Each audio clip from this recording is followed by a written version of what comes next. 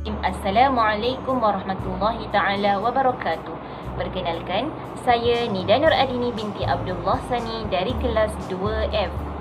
Sebelum saya berkongsi tentang skema dengan lebih lanjut, cuba kalian tanyakan pada diri, adakah kalian betul-betul memahami apakah maksud di sebalik perkataan scam itu? Maka, saya akan terangkan maksud scam menurut kajian. Daripada pembacaan dan juga pemahaman saya, scam adalah satu program yang cuba menipu mereka-mereka yang menyertai demi satu tujuan yang sudah semestinya membawa kepada keburukan maupun kerugian. Dan ianya hanya membawa kebaikan dan keuntungan kepada orang-orang tertentu sahaja. Skema bermaksud penipuan. Menurut Kamus Cambridge Online yang diakses pada 30 Januari 2019, definisi scam merupakan an illegal plan for making money, especially one that involves tricking people, yang membawa maksud plan haram untuk menjana wang, terutamanya yang melibatkan orang yang menipu. Biasanya, scam berlaku ke atas urusan yang melibatkan jual beli. Contohnya, berjual beli dalam talian, di mana mangsa perlu membayar terlebih dahulu untuk mendapatkan barangan tersebut. Bahkan, mereka menabur janji-janji manis sehingga mangsa yakin tanpa membuat usul periksa terlebih dahulu. Untuk pengetahuan semua, skema ini amat licik dan susah untuk dikesan kerana teknik yang diguna pakai oleh mereka melibatkan social engineering. Jadi, mengenai hal ini, sebenarnya ramai dalam kalangan rakyat Malaysia kita yang telah diganggu oleh panggilan scam yang tidak dikenali, sehingga menyebabkan ramai yang terpedaya dengan taktik kotor ini. Di antaranya ialah yang pertama, Datuk Seri Dr. Hajah Hasmizah binti Osman. Beliau berasal daripada Machang, Kelantan dan dilahirkan pada tanggal 24 Oktober 1971. Beliau merupakan anak bongsu daripada 3 orang adik-beradik. Dari segi pendidikan pula, beliau mengambil jurusan dalam bidang kesusasteraan Melayu dan Sejarah di Universiti Sains Malaya. Selain itu, beliau adalah orang yang sangat minat dalam urusan perniagaan. Malah, beliau mula berniaga dengan menjual nasi lemak dan kuih-muih seawal usia 9 tahun. Seterusnya, beliau pernah bekerja di kilang, menjual pokok bonsai, bekerja di restoran makanan segera dan bekerja sebagai seorang guru sekolah selama 12 tahun. Pada tahun 2013, beliau diuji dengan kematian 2 orang anak lelakinya akibat lemas dalam kebakaran yang berlaku di kediaman rumahnya. Datuk Vida tidak mampu menatap wajah anak-anaknya yang telah meninggal dunia. Sejak peristiwa itu, beliau berdiam diri selama 2 tahun dalam bidang popularitinya. Namun sekarang, beliau bangkit semula dan bergiat aktif dalam bidang yang diceburinya. Akhirnya, Datuk Seri Vida menjadi seorang usahawan dan jutawan yang mempunyai syarikat sendiri iaitu Vida Beauty SDN.PHD dengan mempunyai ratusan pekerja. Antara kemewahan yang dimiliki oleh Datuk Seri Vida adalah memiliki 14 rumah, barang kemas dan aksesori wanita bernilai jutaan ringgit. Malah, klip video lagu I Am Me sahaja bernilai lebih 1 juta ringgit. Tambahan pula, beliau juga pernah dikritik hebat dengan penampilannya yang sentiasa disinari kilauan dan bling-bling yang keterlaluan dari hujung rambut hingga hujung kaki. Seterusnya, mangsa yang kedua ialah Nur Sarah Marie Hildebrand binti Ashraf Hildebrand atau lebih dikenali dengan nama Sarah Hildebrand. Beliau dilahirkan pada tanggal 18 Ogos 1990 di Kuala Lumpur, Malaysia dan kini berusia 30 tahun. Beliau juga mempunyai darah kasukan Malaysian, Jerman dan American. Beliau merupakan anak kepada pasangan Jeffrey L. Hildebrand iaitu bapanya dan C.R.B. Hashim iaitu ibunya. Beliau pernah tinggal di Arkansas yang terletak di Amerika Syarikat bersama bapanya selama 3 tahun. Beliau mula aktif dalam dunia hiburan sejak tahun 2013 sebagai pelakon, pengacara personality fashion, model dan duta. Kerjayanya bermula pada tahun 2015. Pada awalnya hanya menjayakan watak-watak kecil di televisyen dalam filem. Antaranya ialah di Intren, dan Hijabista. Lakonan pertamanya adalah menerusi telefilem Hujan Pagi dengan membawakan watak sebagai Ati. Diikuti telefilem Jalan Singkat ke Syurga dan Dia Imamku. Beliau pernah meluahkan rasa kecewa apabila terdapat segelintir pihak yang menganggap dirinya tidak boleh pergi jauh dalam industri kerana memiliki nama yang pelik dan sukar untuk disebut. Sarah mengakui mempunyai kelemahan dalam penggunaan bahasa Melayu kerana beliau tinggal di Amerika Syarikat dalam jangka masa yang lama. Beliau secara rasminya juga telah membuka tudung pada tahun 2020. Bahkan sebelum ini beliau pernah menjalinkan hubungan dengan pengacara TV iaitu Nabil Mahir. Namun pada Februari 2019 yang lalu mereka telah mengumumkan perpisahan mereka selepas 5 tahun bersama.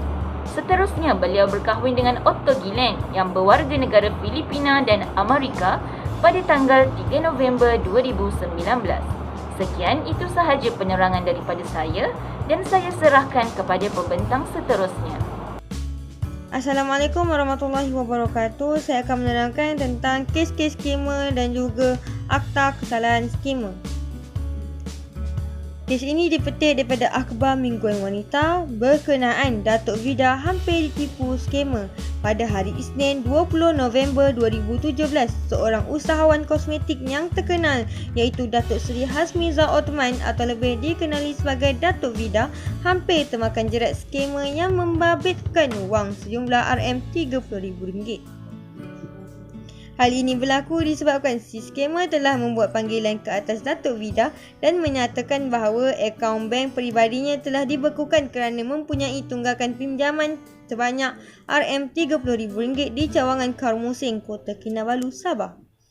Datuk Vida telah menerima panggilan telefon dari seorang lelaki pada pukul 12.45 petengah hari yang telah mendakwa dirinya sebagai seorang pegawai bank dan telah meminta pengesahan kad pengenalan bagi tujuan pengesahan. Hampir 2 jam mereka berbicara di atas talian. Sekali lagi, beliau telah dikejutkan dengan satu lagi masalah iaitu lelaki tersebut turut memberitahu Datuk Vida dengan menyatakan akaun Datuk Vida telah terlibat dengan kes penyalahgunaan dadah oleh seorang suspek yang ditahan atas kes penjualan dadah dan di dalam tangkapan tersebut ada penggunaan kad ATM Datuk Vida. Pada mulanya, Datuk Vida tidak mengesyaki apa-apa kerana nombor telefon yang tengah digunakan adalah sama dari pihak IPK maupun pihak bank serta segala maklumat peribadinya juga tepat dan betul. Namun, sebaik sahaja dia diberitahu mengenai pembekuan akaunnya disebabkan penyalahgunaan dadah, maka Datuk Vida terus menelefon peguamnya dan meminta untuk mendengar segala perbualan tersebut sehingga akhir. Si skamer juga bukan menyatakan tentang akaun itu sahaja, malah turut menanyakan tentang butiran peribadinya dan menanyakan tentang akaun lain-lain seperti bank simpanan tabung haji dan amanah saham Bumi Putera. Perkara ini telah diberitahu kepada pihak polis bagi menyelesaikan masalah tersebut. Kes yang kedua dipetik daripada akhbar Berita Harian iaitu Sarah ditipu, dipukau serah duit. Pada 11 Jun 2020, pelakon drama Pujaan Hati Kanda Sarah Hildebrand menanggung kerugian ribuan ringgit selepas menjadi mangsa penipuan dalam talian didalangi beberapa individu yang menyamar sebagai pegawai lembaga hasil dalam negeri Malaysia dan pegawai polis. Pelakon dan pengacara berusia 30 tahun itu berkata, dia seperti dipukau oleh skamer apabila mengikut sahaja kehendaknya. Sarah akur dan mengikuti kehendaknya dan termasuklah apabila skamer meminta Sarah ke bank untuk memindahkan sejumlah wang. Sarah terus akur dan terus memandu ke bank kerana takut akan skamer apabila skamer itu meninggikan suara kepadanya dan menyambungkan panggilan kepada beberapa individu lain yang didakwa pegawai polis. Selain mempunyai tunggakan cukai pendapatan, skamer juga mendakwa Sarah mempunyai terbabit dengan jenayah pengubahan wang haram dan perkara tersebut telah menjadikan beliau lebih takut dan mengikut sahaja kehendak mereka. Beliau mula tersedar dari tipu tersebut selepas meletakkan panggilan telefon. Akta kesalahan yang akan dikenakan kepada skamer dalam kes Datuk Vida adalah Akta Syarikat 1965 dan disabitkan kesalahan penipuan, kewangan atau perdagangan. Agensi yang terlibat adalah Suruhanjaya Syarikat Malaysia SSM. Selain itu, dia juga akan dikenakan Akta Perkhidmatan Kewangan 2013 atas kesalahan tersebut yang melibatkan Agensi Bank Negara Malaysia BNM. Di samping itu, Akta Fitnah 1957 dan Kanun Kesiksaan akan dikenakan juga disebabkan oleh kesalahan menfitnah yang akan melibatkan Agensi Polis Diraja, PDRM serta tindakan sivil. Seterusnya, akta kesalahan yang akan dikenakan ke atas skamer di dalam kes Sarah Hildebrand, Akta Syarikat 1965 dan disabitkan kesalahan penipuan atau kewangan perdagangan. Agensi yang terlibat adalah Suruhanjaya Syarikat Malaysia SSM. Selain itu, dia juga akan dikenakan Akta Perkhidmatan Kewangan 2013 atas kesalahan tersebut yang melibatkan Agensi Bank Negara Malaysia BNM. Dan akhir sekali, skamer juga akan disabitkan kesalahan penggodaman di bawah Akta Jenayah Komputer 1997 di bawah Agensi Polis Diraja Malaysia PDRM. Sekian daripada saya serahkan kepada pembentang seterusnya. Bismillahirrahmanirrahim. Assalamualaikum warahmatullahi wabarakatuh. Nama saya Umar Fadiha binti Anisman daripada kelas IPSU 2E. Jadi, seterusnya saya akan menerangkan tentang analisa dan faktor berlakunya skamer ke atas dua orang mangsa, iaitu Datuk Seri Vida dan juga Sarah Hildebrand. Jadi, mangsa yang pertama adalah Datuk Seri Vida atau nama sebenar beliau Datuk Seri Hasmiza Osman. Jenis skam yang berlaku ke atas beliau adalah penipuan skam.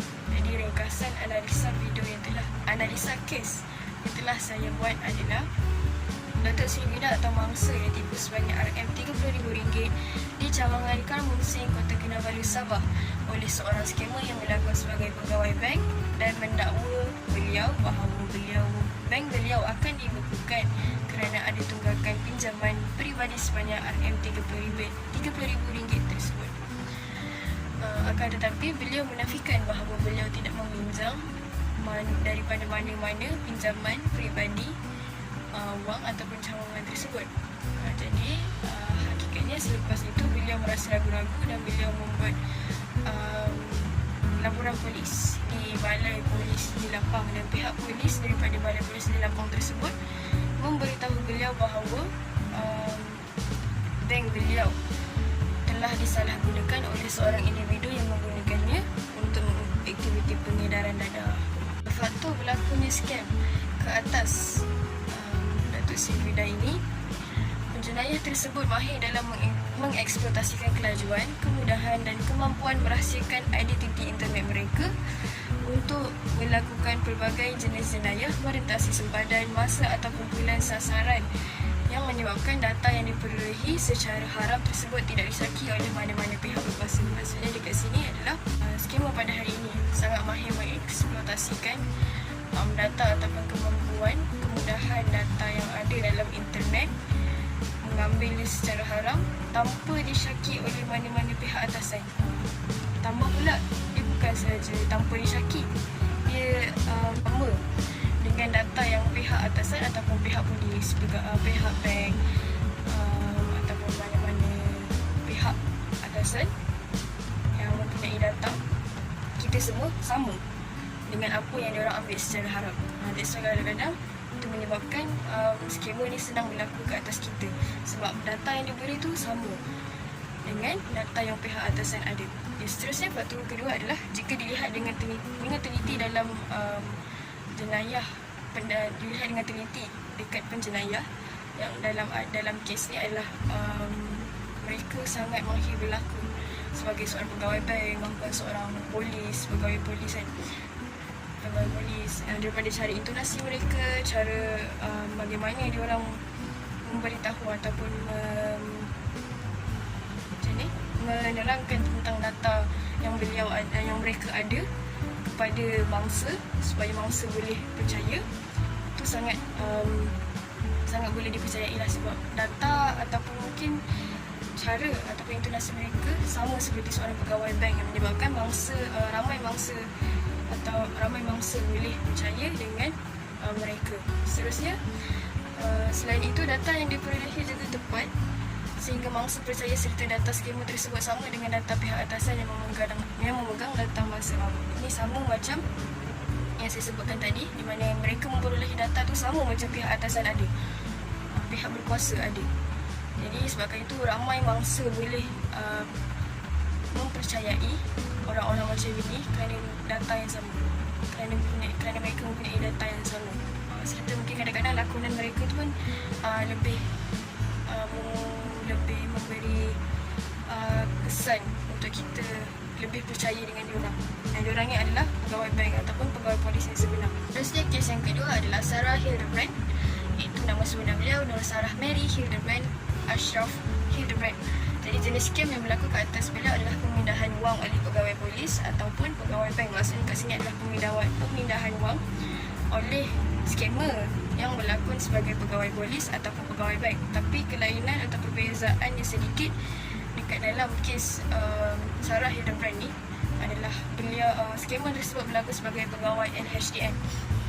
Jadi Sarah Hildebrand bangsa ditipu sebanyak beribu-ribu ringgit dan maksudnya dia menerima kerugian sebanyak wang yang beribu-ribu ringgit. Beliau ditelefon oleh seorang scammer yang berlaku sebagai pegawai LHDN dan memberitahu beliau bahawa beliau mempunyai cukai pendapatan tertunggak. Scammer tersebut juga memberitahu beliau untuk tidak menjawab di hadapan orang lain. Jadi sewaktu itu beliau yang berada dalam ketakutan, maksudnya Sarah Hildebrand ni yang berada dalam ketakutan, ikut saja apa yang scammer tu suruh. Maksudnya waktu tu lepas scammer tersebut memberitahu bahawa beliau ada cukai pendapatan yang tertunggak, dan scammer tersebut terus memberitahu beliau bahawa untuk suruh pergi ke bank dan membuat pemindahan wang sebanyak jumlah yang disebutkan oleh scammer tersebut. Dan seterusnya beliau pun terus ikut dalam perasaan takut. Mestilah siapa yang takut, siapa dia tak takut kan. So mesti bila dia takut tu dia akan gelabah dan dia akan ikut saja apa yang orang tu buat, sebab kita tak tahu benda tu betul ataupun tidak. Tapi biasanya orang yang gelabah atau takut ni dia akan terus ikut je apa yang orang tu buat, apa yang orang tu suruh. Jadi waktu tu Sarah Hildebrand pun dia terus naik kereta dan terus pergi ke bank dan membuat pemindahan wang sebanyak jumlah yang skema tersebut bagi tahu. Bukan setakat tu saja, skema tersebut juga ada menipu ataupun ada tipu Sarah dengan mendakwa beliau terbabit dengan penjenayah pengubahan wang haram. Jadi waktu tu pun Sarah buat perkara yang sama, dia buat pemindahan wang tersebut juga. Jadi faktor berlakunya scam ke atas Sarah Hildebrand ni adalah mangsa, iaitu Sarah, terlalu terburu-buru dan terpengaruh dengan kata-kata scammer serta merasakan ketakutan menyebabkan beliau terus mempercayai dan membayar tunggakan tersebut. Ini antara faktor scammer biasanya berlaku ke atas orang yang mudah terpengaruh, mudah cepat percaya macam Sarah ni. Jadi sebab tu dalam TV biasa kita akan nampak TV akan selalu share sebuah program tapi sebuah tips untuk mengelakkan daripada ditipu oleh scammer dan sebagainya dan seumpamanya, di mana salah satunya adalah jangan terlampau terburu-buru bila jawapan. Jangan terlampau terburu-buru ataupun jangan terlampau terus percaya dengan kata-kata yang scammer tu ada, kata-kata scammer tu. Jadi kat sini kita boleh lihat mangsa ataupun Sarah terburu-buru dan terpengaruh dengan kata-kata scammer tersebut sehingga membuatkan beliau berasa takut dan terus percaya dan terus pindahkan wang sebanyak yang scammer tersebut mahukan. Jadi seterusnya, scammer juga menyasarkan mangsa sebagai sasaran yang mudah setelah diselidik dengan teliti kerana penjenayah scammer ni sangat mahir dalam menyelidik data peribadi bangsa secara haram tanpa disyaki oleh pihak berkuasa dan mangsa mudah untuk di-scam. Jadi sebelum scammer ni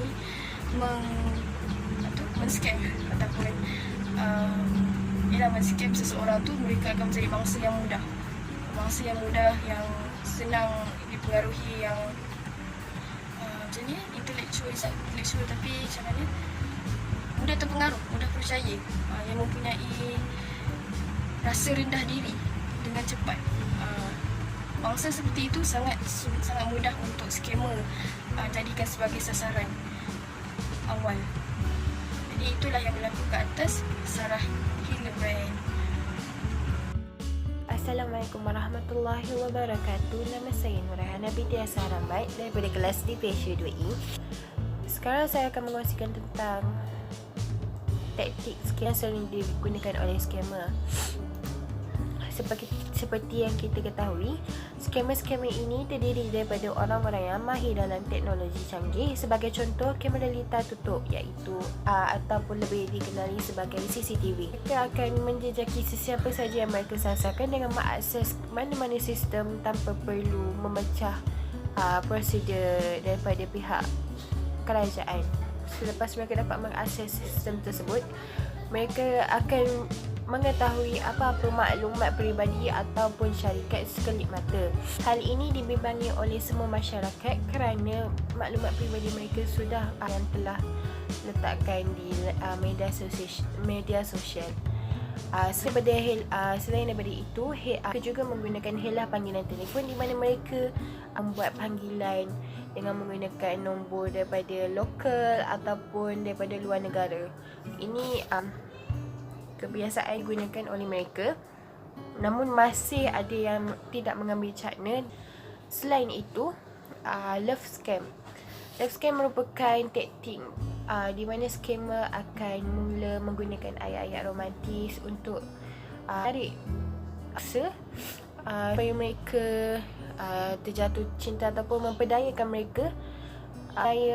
mereka melalui media sosial seperti email, Facebook, Twitter dan lain lagi.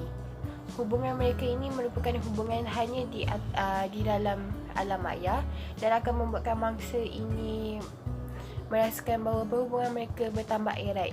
Ini akan membuatkan scammer lebih mudah untuk menghasut mereka untuk memberi wang dan sebagainya. Seterusnya, penipuan black money atau lebih dikenali sebagai sindiket warga Afrika dengan menggunakan yang dikatakan boleh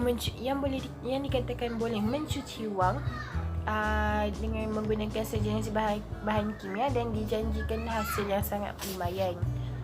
Dan terakhir sekali, penipuan guna parcel.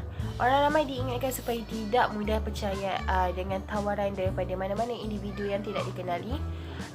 Hal ini kerana mangsa-mangsa akan mengongsikan alamat rumah mereka, nombor telefon dan nombor bank tanpa ragu-ragu kerana mempercayai bahawa ini adalah parcel hadiah dan sebagainya. Oleh itu, sangatlah penting untuk kita semua berhati-hati. Walaupun ia nampak seperti memberikan kita tawaran yang hebat ataupun hadiah yang banyak, tapi sangatlah perlu untuk kita berhati-hati untuk masa depan dan untuk diri kita juga.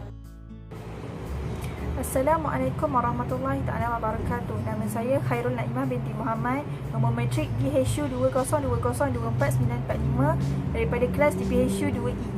Kesan baik pertama yang saya dapat kongsikan daripada kes Datuk Sri Vida dan Sarah Hildebrand ialah mereka lebih berhati-hati. Selepas daripada kejadian yang berlaku, mereka menganalisis dahulu maklumat yang ingin dihantar ke media sosial ataupun aplikasi-aplikasi yang memerlukan mereka berkongsi tentang maklumat peribadi mereka. Dan mereka tidak mengendahkan panggilan daripada nombor yang tidak dikenali ataupun mesej-mesej rambang daripada nombor yang tidak diketahui oleh mereka. Kesan baik kedua yang dapat diperolehi daripada kes skamer yang terjadi kepada Datuk Sri Vida dan Sarah Hildebrand ialah mereka menjadi lebih berpengalaman. Pengalaman yang mereka ada, mereka kongsikan kepada ahli keluarga dan sentiasa memastikan ahli keluarga mereka tidak terkena perkara yang telah terjadi kepada mereka. Mereka memastikan bahawa ahli keluarga mereka tidak mendapat mesej-mesej rambang daripada nombor yang tidak diketahui dan mereka memastikan nombor yang menelefon ahli keluarga mereka adalah nombor yang sah, bukannya atas nombor yang mempunyai kes-kes skamer sebelum ini. Yang terakhir iaitu kebaikan ketiga daripada kes yang telah berlaku ini ialah mereka mengenali sindiket skamer dengan lebih mendalam. Mereka telah mendapat maklumat yang lebih terperinci berkaitan dengan sindiket skamer selepas mereka terlibat dengan kejadian ini. Mereka menjadi mangsa dan mereka dapat banyak maklumat daripada pihak polis dan anggota-anggota yang terlibat berkaitan dengan sindiket skamer. Seperti nombor-nombor yang sering digunakan oleh sindiket, nombor-nombor yang mereka gunakan untuk melakukan penipuan atas talian dan laman web yang sering terlibat dalam kes penipuan. Setelah kita mengenal pasti kesan baik yang berlaku terhadap kes ini, terdapat juga kesan buruk yang dialami oleh Datuk Sylvida dan Sarah Hildebrand. Yang pertama ialah mengalami kerugian. Sarah Hildebrand telah mengalami kerugian yang besar kerana beliau menjawab panggilan daripada skamer dan beliau telah rasa dirinya dipukau. Kerugian yang beliau alami menyebabkan beliau sangatlah sedih dan menyesal. Kesan kedua ialah sindiket skamer telah menjadikan negara Malaysia antara negara yang berisiko untuk maklumat yang kita kongsikan di dalam media sosial ataupun aplikasi menjadi tidak selamat. Ini menjatuhkan nama Malaysia kerana negara yang baik merupakan negara yang mampu menyimpan maklumat peribadi rakyatnya dengan selamat. Jadi para skamer ataupun sindiket-sindiket ini menyebabkan Malaysia dalam carta tertinggi kes skamer. Kesan buruk terakhir yang kita boleh perolehi daripada kejadian yang menimpa kedua mangsa ini ialah mereka menjadi trauma. Trauma yang mereka alami menyebabkan mereka sukar untuk melakukan apa-apa urusan di atas talian. Umum mengetahui bahawa mereka merupakan selebriti dan kebiasaannya orang biasa juga menggunakan aplikasi atas talian, bayaran atas talian. Segalanya berlaku secara online sekarang. Jadi apabila mereka telah pun terlibat dengan kes penipuan atas talian iaitu skamer ini, menjadikan mereka sukar untuk melakukan apa-apa urusan atas talian selepas ini. Assalamualaikum warahmatullahi wabarakatuh. Nama saya Murni Izzati binti Nur Azizan dari kelas DPHU 2E. Saya akan menerangkan tentang langkah-langkah pencegahan skamer. Terdapat beberapa langkah pencegahan dari skamer yang boleh kita lakukan. Antaranya ialah jangan panggil semula panggilan antarabangsa yang tidak dikenali, melainkan nombor kenalan, kerana panggilan seperti ini memudahkan skamer mengakses akaun peribadi mangsa tanpa sedar. Oleh itu, kita semua hendaklah berhati-hati ketika mahu menjawab panggilan, lebih-lebih lagi panggilan yang tidak dikenali. Lebih baik kita membiarkan saja panggilan tersebut ataupun terus menekan butang untuk menamatkan panggilan.